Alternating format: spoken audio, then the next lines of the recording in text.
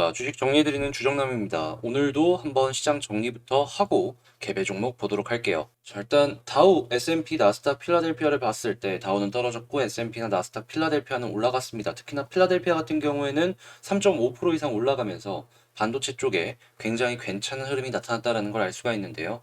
예, 한국 시장 같은 경우에도 이에 대한 영향을 받아서 오늘 굉장히 큰 상승으로 이어지고 있죠. 요건 계속해서 이어질 가능성이 있으니까 한번 쭉 보시면 좋을 것 같고, 자, 뉴욕 같은 경우에는 이제 FOMC 안도감이 지속된 데다가 10월 고용보고서 발표를 하루 앞두고 지난주 실업수당 청구 건수가 전주 대비 1만 4천 건 감소한 26만 9천 건을 기록하면서 굉장히 양호한 모습을 이어갔습니다. 나스닥과 S&P 지수 같은 경우에는 5거래일 연속 사상 최고치를 경신했는데, 오늘의 가장 큰 요인은 역시나 필라델피아 반도체 지수가 올라간 영향이 있겠죠. 야, 근데 3.5% 상승은 진짜 놀랍네요. 그 흐름이 계속 이어가길 바라면서, 자, 그 다음도 한번 보면은 지금 현재 테이퍼링 같은 경우는 시장의 예상과 비슷하게 흘러가고 있고, 금리 인상 같은 경우에는 불안감 자체를 원천 차단하는 모습을 보여주면서 이 안도감이라는 게 좀 생겼어요.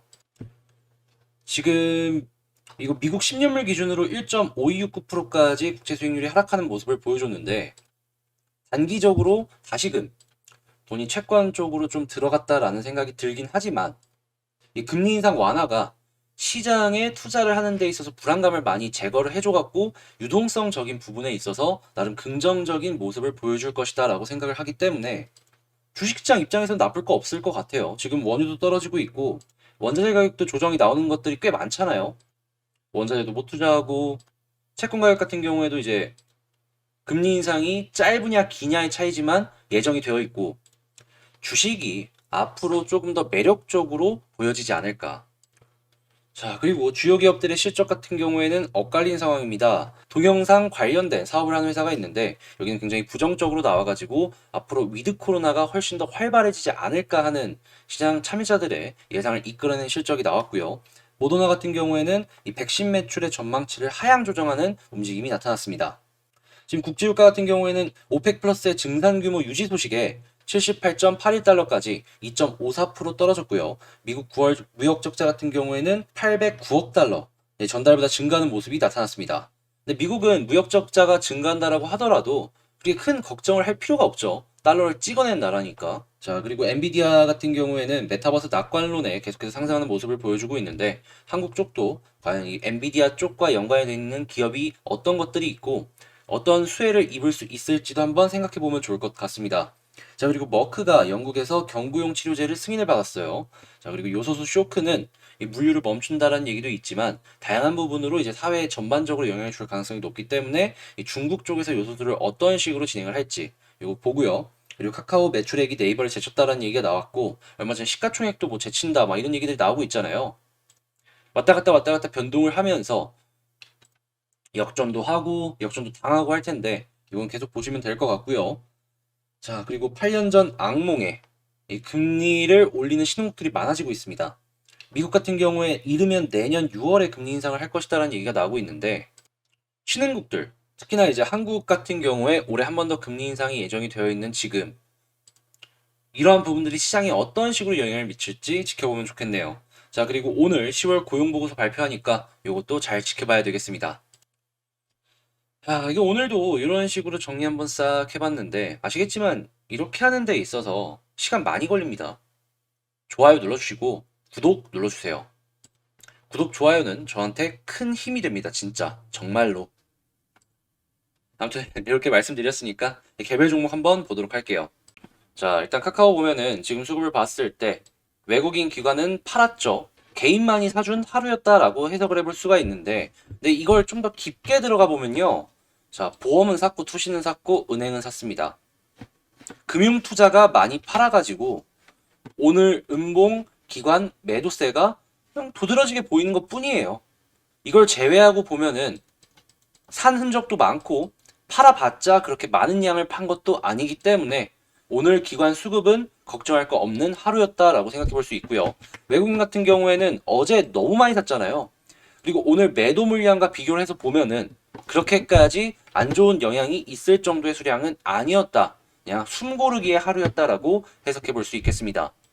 시장 자체가 많이 안 좋기도 했어요. 네, 그러한 영향이 이 카카오 수급으로까지 연결이 되었다라고 생각해 볼 수 있겠네요.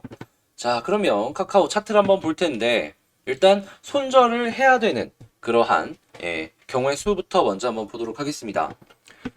일단 21선과 241선이 카카오의 가장 큰 지지라인이다. 몇 번이고 말씀을 드렸었잖아요. 근데 지금 21선이 점점 위로 올라와 주고 있어요.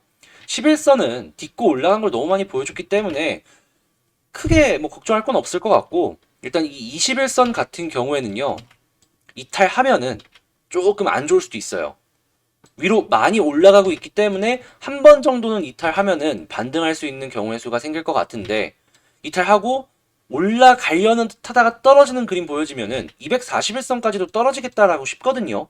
그래서 단기적으로 보신다면 241 이탈하고 회복 못하면 일부라도 정리해보는 게 어떨까 싶고, 난 정말 장기적으로 보겠다라고 하면은 241선 이탈 전까지는 계속해서 홀딩하시면 되겠습니다. 근데 240 이탈까지 해준다면 여기서는 전부 정리를 생각을 해봐야 되겠죠. 자, 근데 지금 제가 말씀을 드리는 손절을 해야 되는 경우의 수, 요걸 제외하면은 그냥 홀딩 하시면 되는 겁니다. 이 위에 있으면요, 팔 이유가 하나도 없어요, 지금. 수급 괜찮았겠다. 차트 우상향 이제 막 만들어지고 시작을 하겠다. 그러면서 자리 잡아가면서 힘 모아 가겠다. 왜 팝니까, 이걸? 물론 올라가게 되면은 첫 번째 저항이라고 볼 수 있는 61선 부근에서는 맞고 떨어질 수 있어요.